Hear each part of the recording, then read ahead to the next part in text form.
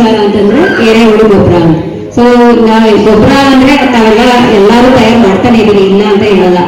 ಪ್ರತಿದಿನ ಕೊಟ್ಟಿಗೆ ತಗೋತೀರಾ, ತಗೊಂಡೋಗಿ ತಿಪ್ಪೆಗೆ ಹಾಕ್ತೀರಾ, ಅದನ್ನ ಮತ್ತೆ ಒಂದಷ್ಟು ದಿನ ಆದ್ಮೇಲೆ ಹೋಗಿ ಜಮೀನಿಗೆ ಹಾಕ್ತೀವಿ ಅಲ್ವಾ. ಸೊ ಅದು ಗೊಬ್ಬರನೇ ಅಂತಾನೆ ಹೇಳ್ತೀವಿ. ಬಟ್ ಏನಂದ್ರೆ ನಾವು ಎರೆಹುಳ ಗೊಬ್ಬರ ತಯಾರು ಮಾಡೋದ್ರಿಂದ ಏನಂತಂದ್ರೆ ಅದರಲ್ಲಿ ಪೋಷಕಾಂಶಗಳನ್ನ ನಾವು ಇನ್ನು ಹೆಚ್ಚಾಗಿ ಮಾಡ್ಬೋದು. ಈಗ ಕೃಷಿ ಇಲಾಖೆ ಇರುತ್ತೆ, ಕೃಷಿ ಇಲಾಖೆಗಳಲ್ಲಿ ಏನಂದ್ರೆ ನರೇಗಾ ಇದರಲ್ಲಿ ತೊಟ್ಟಿಗಳು ಕಟ್ಸ್ಕೊಡ್ತಿರ್ತಾರೆ. ತೊಟ್ಟಿ ಅಂದ್ರೆ ನೀವು ಕಟ್ಟಿಸ್ಕೊಂಡ್ರೆ ಆಮೇಲೆ ಅವರೊಳಗೆ ದೊಡ್ಡ ಅಕೌಂಟ್ಗೆ ದುಡ್ಡು ಹಾಕ್ತಾರೆ. ಆ ತರದ್ದು ಕೃಷಿ ಇಲಾಖೆಗಳಲ್ಲಿ, ಕೃಷಿ ಇಲಾಖೆಗೆ ಹೋದ್ರೆ ನಿಮ್ಗೆ ಆರಸ್ಕೆಗಳಿಗೆ ಹೋದ್ರೆ ಅದ್ರ ಬಗ್ಗೆ ಮಾಹಿತಿ ಕೊಡ್ತಾರೆ. ಈಗ ನಿಮ್ಗೆ ಜಾಸ್ತಿ ಜಾಗ ಏನು ಬೇಕಾಗಲ್ಲ. ಎಲ್ಲಾದ್ರೂ ಒಂದ್ ಕಡೆ ವೇಸ್ಟ್ ನಿಮ್ ಮನೆ ಹತ್ರ ಇತ್ತಲ್ಲೋ ಏನಾದ್ರೂ ಇರುತ್ತೆ, ಅಥವಾ ಜಮೀನ್ ಹತ್ರ ಎಲ್ಲಾದ್ರೂ ಒಂದ್ ಕಡೆ ಜಾಗ ಇರುತ್ತೆ, ಅಂತ ಜಾಗದಲ್ಲಿ ಒಂದು 2 ತೊಟ್ಟಿ, ಅಂದ್ರೆ ನಾವು ಸ್ಟಾರ್ಟಿಂಗ್ ಶುರು ಮಾಡೋದಕ್ಕೆ ಮಾಡಕ್ ಮುಂಚೆ ಒಂದು 2 ತೊಟ್ಟಿ ಸಾಕು ನಮ್ಗೆ. ಅಂದ್ರೆ ನಮ್ಗೆ ಅದ್ರ ಬಗ್ಗೆ ಧೈರ್ಯ ಬರ್ಬೇಕು, ನಾವು ಮಾಡ್ತೀವಿ ಅಂತ. ಆ ತೊಟ್ಟಿ 2 ಕಟ್ಟಿಸ್ಕೊಂಡ್ರೆ ಸಾಕು. ಅದಕ್ಕೆ ಎಷ್ಟು ಉದ್ದ, ಅಗಲ, ಆಳ ಅಂತ ಎಲ್ಲ ಇರುತ್ತೆ. ಅದ್ರ ಬೇಸಿಸ್ ಮೇಲೆ ಅವರು ಕಟ್ಟಿಸಿ ಕೊಡ್ತಾರೆ, ಅವರೇ ಕಟ್ಟಿಸಿ ಕೊಡ್ತಾರೆ.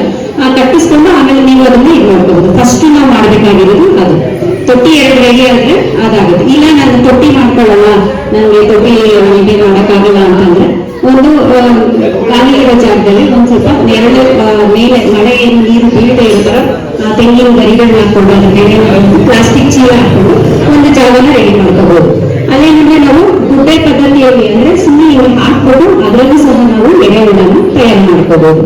ಸೊ ಎರೆಹುಳ ಗೊಬ್ಬರ ಹೆಂಗ್ ತಯಾರು ಮಾಡ್ಬೇಕು ಅಂತಂದ್ರೆ, ಈಗ ನೀವು ಜಮೀನಲ್ಲಿ ಬೇಕಾದಷ್ಟು ಒಂದೊಂದ್ಸರಿ ಬೆಳೆ ಬೆಳೆದಾಗೂ ಬೆಳೆ ಇದನ್ನ ಟೊಮೆಟೊ ಆಗಿರ್ಬೋದು, ಬೇರೆ ತರಕಾರಿ ಬೆಳೆಗಳಾಗಿರ್ಬೋದು, ಇದನ್ನೆಲ್ಲ ಏನ್ ಮಾಡ್ತೀರಾ, ಗಿಡ ಕತ್ತರಿಸಿ ಬಿಸಾಕ್ತಿರಲ್ವಾ, ಬಿಸಾಕ್ತಿರ ಇಲ್ಲ ಅಂದ್ರೆ ಸುಟ್ಟಾಕ್ತೀರ.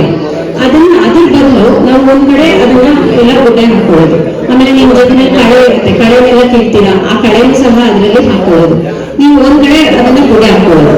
ಅದಕ್ಕೆ ನೀವು ಮಾಡ್ಬೇಕಾಗಿರೋದಿಷ್ಟೇ, ಎಲ್ಲರ ಮನೆಯಲ್ಲೂ ಹಸು ಅಂತೂ ಇರುತ್ತೆ. ಹಸು ಸಗಣಿನ ನೀರ್ ಮಾಡ್ಕೊಂಡು ಒಂದ್ ಸ್ವಲ್ಪ ಅದಕ್ಕೆ ಚುಮ್ಮಿಸ್ಬೇಕು. ಸೊ ಈ ತರ ಒಂದು 15ರಿಂದ 20 ದಿನ ಅದನ್ನ ಕೊಳೆಯೋದಕ್ಕೆ ಬಿಟ್ಬಿಡ್ಬೇಕು. ಏನಕ್ಕೆ ಅಂತಂದ್ರೆ ಫಸ್ಟ್ ನಾವು ಏನಕ್ಕೆ ಇದನ್ನ ಕೊಳಿಸ್ಬೇಕು ಅಂತಂದ್ರೆ, ನಾವು ಎರೆಹುಳ ಬಿಡೋದಕ್ಕೆ ಮುಂಚೆ ಅದನ್ನ ಅರ್ಧಂಬರ್ಧ ಕಲಸಿ ಆಮೇಲೆ ನಾವು ಅದಕ್ಕೆ ಎರೆಹುಳನ ಬಿಡ್ಬೇಕಾಗುತ್ತೆ.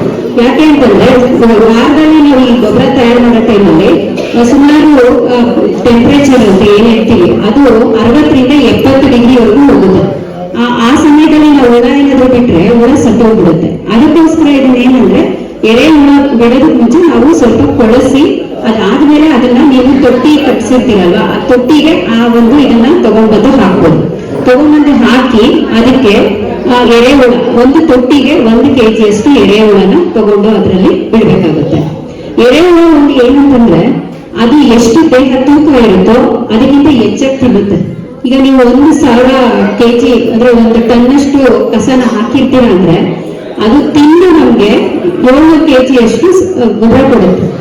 ಅರ್ಥ ಆಯ್ತಾ? ಅಂದ್ರೆ 300 kg ಅದೇ ತಿನ್ನುತ್ತೆ. ಬಟ್ ಅದರಿಂದ ಆಚೆ ಬಂದಿರುತ್ತೆ, ಅದೇನಂದ್ರೆ ಬಾಯಿಂದ ತಿಂದು ಒಳಗಡೆ ಗಟ್ಟಲೋಗಿ ಆಚೆ ಬರುವಂಥದ್ದು. ಅದ್ರಲ್ಲಿ ಏನಂತಂದ್ರೆ ಅಷ್ಟು ಪೋಷಕಾಂಶಗಳು ಹೆಚ್ಚು ಇರುವಂತ ಗೊಬ್ಬರ ಸಿಗುತ್ತೆ. ನೀವು ಮಾಮೂಲಿ ಕೊಟ್ಟಿಗೆ ಗೊಬ್ಬರ ಇದನ್ನ ಏನು ಮಾಡ್ತೀರಾ ಆ ಇದರಲ್ಲಿ ಒಂದು ಭಾಗ ಇದ್ರೆ ಈ ಎರೆಹುಳ ಗೊಬ್ಬರ ತಯಾರು ಮಾಡಿದ್ರೆ 3ರಿಂದ 4 ಭಾಗದಷ್ಟು ಹೆಚ್ಚು ಪೋಷಕಾಂಶಗಳು ಇರುತ್ತೆ. ಅದ್ರ ಜೊತೆಗೆ ಇನ್ನೊಂದೇನಂತಂದ್ರೆ ಪ್ರಚೋದಕಗಳು ಅಂತ ಹೇಳಿದ್ರೆ ಅಂದ್ರೆ ಗ್ರೌತ್ ಹಾರ್ಮೋನ್ಸ್ ಅಂತ ಹೇಳ್ತೀವಿ. ಆ ಎರೆಹುಳದಲ್ಲಿ ತಾನೇ ಅದರ ದೇಹದಿಂದ ಅದು ರಿಲೀಸ್ ಮಾಡುತ್ತೆ. ಆ ಗೊಬ್ಬರದ ಜೊತೆ ಅದು ಸಹ ಸೇರ್ಕೊಳ್ಳುತ್ತೆ. ಈ ಗೊಬ್ಬರನ 20 ಟನ್ ಹಾಕೋ ಬದಲು ನಾವು ಇದನ್ನ 7ರಿಂದ 8 ಟನ್ ಹಾಕಿದ್ರೆ ಸಾಕು. ನಾವೀಗ ಹೊರಗಡೆಯಿಂದ ಎಷ್ಟೊಂದು ಹೊರಗಡೆಯಿಂದ ಗೊಬ್ಬರ ತಗೊಂಡ್ಬರ್ತೀವಲ್ವಾ, ಅದೇ ನಮ್ಮ ಜಮೀನಲ್ಲಿ ಒಂದು 2 ತೊಟ್ಟಿ ಇದ್ರೆ ನೀವು ವರ್ಷಕ್ಕೆ ಏನಿಲ್ಲ ಅಂದ್ರೆ ಸುಮಾರು ಒಂದು 7ರಿಂದ 8 ಟನ್ ಅಷ್ಟು ನೀವು ಗೊಬ್ಬರನ ತಯಾರು ಮಾಡಿದ್ರೆ ಒಂದು ತೊಟ್ಟಿಯಿಂದ ನಾನು ಹೇಳ್ತಾ ಇರೋದು. ಇನ್ನು 2 ತೊಟ್ಟಿ ಇದೆ ಅಂತಂದ್ರೆ ಸುಮಾರು ನೀವು 15ರಿಂದ 16 ಟನ್ ಅಷ್ಟು ಗೊಬ್ಬರನ ತಾವೇ ತಯಾರು ಮಾಡ್ಕೋಬಹುದು. ಈಗ ಈ 15-20 ದಿನ ಆಗಿ ಕೊಳಿಸಿದ್ಮೇಲೆ ನೀವು ಎರೆಹುಳ ಬಿಡ್ತೀರಾ, ಬಿಟ್ಮೇಲೆ ನಿಮ್ಗೆ ಏನು ಕೆಲಸ ಇಲ್ಲ, ಅಷ್ಟು ಮುಗೀತು ನಿಮ್ ಕೆಲಸ. ಏನಂದ್ರೆ ಒಂಚೂರು ನೀರ್ ಹಾಕ್ತಾ ಇರ್ಬೇಕು ಅಷ್ಟೇ, ತೇವಾಂಶ ಕಾಪಾಡ್ಕೋಬೇಕು.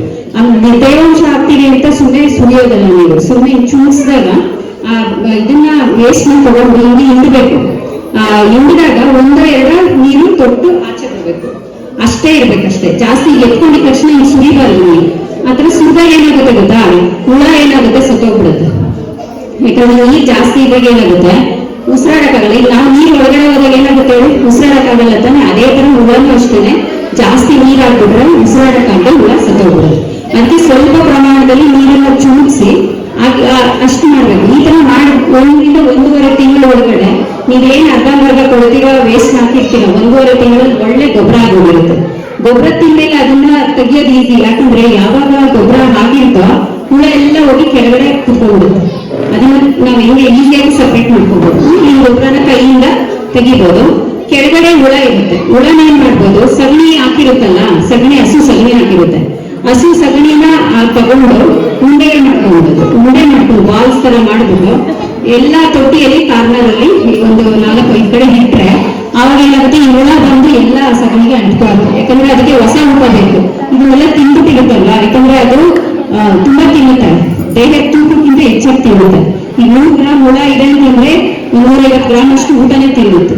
ಸೊ ಆ ಬಾಲ್ಸ್ಗೆಲ್ಲ ಬಂದು ಅಂಟ್ಕೊಂಡ್ಬಿಡುತ್ತೆ. ಅಂಟ್ಕೊಂಡಾಗ ಇನ್ನೊಂದು ತೊಟ್ಟಿ, 2ನೇ ತೊಟ್ಟಿ ಕಟ್ಸಿರ್ಬೇಕು ಅಂತ ಹೇಳಿದೆ. ಅಷ್ಟೇ ಇದು ತಯಾರಾಗೋಷ್ಟರಲ್ಲಿ ಇನ್ನೇನಾದ್ರೂ ವೇಸ್ಟ್ ಇದೆಲ್ಲ ಸಿಗುತ್ತೆ, ಕಸ ಕಟ್ಟಿ ಅದನ್ನೆಲ್ಲ ನಾವು ಕೊಡಿಸಿ ಇಟ್ಕೊಂಡಿರ್ಬೇಕು ಅರ್ಧಂಬರ್ಧ. ಆಮೇಲೆ ಈ ಬಾಲ್ ಅಲ್ಲಿ ಏನು ಸಗಣಿ ಬಾಲ್ನ ಅದಕ್ಕೆ ಆ ತೊಟ್ಟಿಯಲ್ಲಿ ಇಟ್ಬಿಟ್ರೆ ನಿಮ್ ಕೆಲಸ ಮುಗಿಯಿತು. ಮತ್ತೆ ಇನ್ನೊಂದು ತೊಟ್ಟಿ ಗೊಬ್ಬರ ರೆಡಿ ಆಗುತ್ತೆ. ಈ 2 ತೊಟ್ಟಿಯಲ್ಲಿ ಒಂದಾದ್ಮೇಲೆ ಈ ತರ ನೀವು ವರ್ಷ ಪೂರ್ತಿ ಇದನ್ನು ನೀವು ಮಾಡ್ಕೊಳ್ಬಹುದು.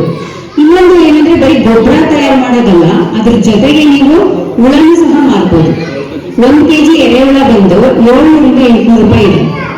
ಅದು ಈಗ ನೀವು 1 kg ಹುಳ ಬಿಟ್ಟಿದ್ದೀರ ಅಂದ್ರೆ ಒಂದು ತೊಟ್ಟಿಗೆ, ಅದು 1 kgನೇ ಇರಲ್ಲ. ಅದು ಮತ್ತೆ ನೀವು ಇನ್ನೊಂದು ಗೊಬ್ಬರ ತಯಾರಿಸೋಷ್ಟರಲ್ಲಿ 2 ರಿಂದ 3 kg ಆಗಿರುತ್ತೆ.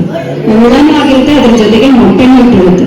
ಆ ಹುಳನ ಸಪ್ರೇಟ್ ಮಾಡ್ಕೊಂಡು ನೀವು ಹುಳನ ಇನ್ನೊಬ್ರಿಗಾದ್ರೂ ಕೊಡ್ಬೋದು. ಅದ್ರ ಜೊತೆಗೆ ಇನ್ನೊಂದೇನಂದ್ರೆ ಎರೆಜಲ ಅಂತ ತಯಾರು ಮಾಡ್ತಾರೆ.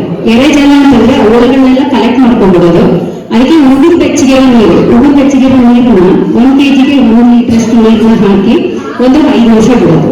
5 ನಿಮಿಷ ಬಿಟ್ಟು ಅದನ್ನು ಫಿಲ್ಟರ್ ಮಾಡಿ ಅದನ್ನ ಬಾಟ್ಲ್ಗಳಲ್ಲಿ ಮಾರ್ತಾರೆ. 1 ಲೀಟರ್ ಬಂದು ಸುಮಾರು 200 ರಿಂದ 300 ರೂಪಾಯಿವರೆಗೂ ಮಾರ್ತಾರೆ. ಅದನ್ನು ಕೆಲವೊಂದೊಂದು ಬ್ರಾಂಡೆಡ್ ಕಂಪ್ನೀಸ್ ಅಲ್ಲಿ 500 ರಿಂದ 600 ರೂಪಾಯಿವರೆಗೂ ಮಾರ್ತಾರೆ. ಇದ್ರಲ್ಲಿ ಏನಂದ್ರೆ ನಾನು ಆಗಲೇ ಹೇಳಿದ್ರೆ ಪ್ರಚೋದಕಗಳು ಜಾಸ್ತಿ ಇರುತ್ತೆ, ಅಂದ್ರೆ ಗ್ರೋತ್ ಹಾರ್ಮೋನ್ಸ್ ಅಂತ ಹೇಳ್ತೀವಿ. ನಾವು ಅಂಗಡಿಯಿಂದ ತಗೊಂಡ್ಬಂದು ಹೊಡಿತೀವಿ, ಅದನ್ನ ಸ್ಪ್ರೇ ಮಾಡ್ತೀವಿ. ಇದನ್ನ ನಾವು ನಾವೇ ಮಾಡ್ಕೊಂಡ್ರೆ, ನೀವು ತರಕಾರಿ ಬೆಳೆಗಳೆಲ್ಲ ಬೆಳಿತೀರಾ, ಅದಕ್ಕೆ ಸ್ಪ್ರೇ ಮಾಡ್ಬೋದು. ಸ್ಪ್ರೇ ಮಾಡಿ 1 ಲೀಟರ್ಗೆ ಒಂದು 10 ml ಅಷ್ಟು ಹಾಕೊಂಡು ಸ್ಪ್ರೇ ಮಾಡಿ ಮಾಡ್ಬೋದು. ಇದನ್ನ ಬಾಟ್ಲುಗಳಲ್ಲೂ 5,000 ಮಾಡಿ ಮಾಡ್ಬೋದು. ಈ ತರ ಒಂದು ಇಂಟ್ರೆಸ್ಟ್ ಇರೋರು 1-2 ತೊಟ್ಟಿನ ಮಾಡ್ಕೊಂಡು ವರ್ಷ ಪೂರ್ತಿ ಇದನ್ನ ಮಾಡ್ಬೋದು. ಒಂದು ಪಕ್ಕ ಅಂದ್ರಳ್ಳಿ ಇದೆ, ಅಲ್ಲಿ ಚೆನ್ನಮ್ಮವ್ರು ಅಂತ ಇದೆ. ಈ ನಮ್ಮ ಕೃಷಿ ವಿಜ್ಞಾನ ಇದರಲ್ಲಿ ದೊಡ್ಡಬಳ್ಳಾಪುರ ಕೇಳಿ ತರಬೇತಿ ತಗೊಂಡು ಈಗ ಅವರು ಎರೆಹುಳ ಗೊಬ್ಬರವನ್ನು ತಯಾರು ಮಾಡ್ತಿದ್ದಾರೆ, ಹುಳನ್ನು ಸಹ ಮಾಡ್ತಿದ್ದಾರೆ. ಸೊ ಅವರು ಬಿಸ್ನೆಸ್ ಆಗಿ ತಗೊಂಡಿದ್ದಾರೆ. ತಿಂಗಳಿಗೆ ಅವ್ರಿಗೆ ಆದಾಯ ಬರ್ತಾ ಇದೆ. ಆತರ ಇಂಟ್ರೆಸ್ಟ್ ಇದ್ದು ಎಲ್ಲ ಹೆಣ್ಮಕ್ಳನ್ನು ಮನೆಯಲ್ಲಿ ಖಾಲಿ ಜಾಗ ಇರೋ ಕಡೆ ಇದನ್ನ ಮಾಡ್ಕೊಂಡ್ರೆ, ಯಾಕಂದ್ರೆ ಇದಕ್ಕೇನು ಖರ್ಚಿರಲ್ಲ.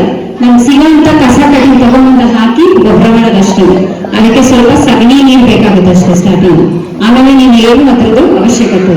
ಸ್ಟಾರ್ಟಿಂಗ್ ಒಂದು 800 ರೂಪಾಯಿ ಕೊಟ್ಟು 1 kg ಹುಳ ತಗೊಂಡ್ರೆ ಸಾಕು. ಆಮೇಲೆ ಆ ಹುಳನೇ ನೀವು ಮಾರಿ ತಿಂಗಳಿಗೆ ಏನಿಲ್ಲ ಅಂದ್ರೂ 2 ರಿಂದ 3,000 ರೂಪಾಯಿ ದುಡ್ಡು ಮಾಡ್ಬೋದು. ನಮ್ಮ ಮನೆ ಖರ್ಚಿಗೆ ಆಗುತ್ತೆ. ಈ ರೀತಿ ಒಂದೊಂದು ಬೇಕರಿ ಪದಾರ್ಥಗಳನ್ನ ತಯಾರು ಮಾಡೋದಾಗಿರ್ಬೋದು, ಎರೆಹುಳ ಗೊಬ್ಬರ ಆಗಿರ್ಬೋದು. ಈಗ ನಾವು ಮತ್ತೆ ಮಶ್ರೂಮ್ ಅಂತ ಹೇಳ್ತೀವಿ ಅಲ್ವಾ, ಮಶ್ರೂಮ್ ನ ತಯಾರು ಮಾಡ್ಕೊಳ್ಳೋದು, ಇದು ಮನೆ ಮಟ್ಟಿಗೆ ನಾವೇ ತಯಾರು ಮಾಡ್ಬೋದು. ಮತ್ತೆ ಜೇನು ಗಡಿಗೆ ಇಟ್ಕೊಂಡು ಜೇನುತುಪ್ಪ ತಯಾರು ಮಾಡ್ಬೋದು. ಈ ತರ ಇದ್ರ ಬಗ್ಗೆ ಮಾಹಿತಿ ಹೇಳ್ತಾರೆ ಈಗ. ಸೊ ಈ ತರ ಸಣ್ಣ ಸಣ್ಣ ಉದ್ದಿಮೆಗಳನ್ನ ಹೆಣ್ಮಕ್ಳು ನಮ್ಮ ಮನೆಗಳಲ್ಲೇ ತಮ್ಮ ಮನೆಗಳಲ್ಲೇ ಮಾಡ್ಕೊಂಡ್ರೆ ತಿಂಗಳಿಗೆ ಖರ್ಚು ಅಂದ್ರೆ ನಾವು ಯಾವುದೇ ಗಂಡಸಿನ ಮೇಲೆ ನಾವು ಡಿಪೆಂಡ್ ಆಗೋದು ಇರೋದಿಲ್ಲ. ನಮ್ಮ ಖರ್ಚಿಗೆ ನಾವೇ ಆದಾಯನ ತಗೋಬಹುದು ಅಂತ ಈ ಸಮಯದಲ್ಲಿ ನಾನು ಹೇಳೋದಕ್ಕೆ ಇಷ್ಟಪಡ್ತೀನಿ.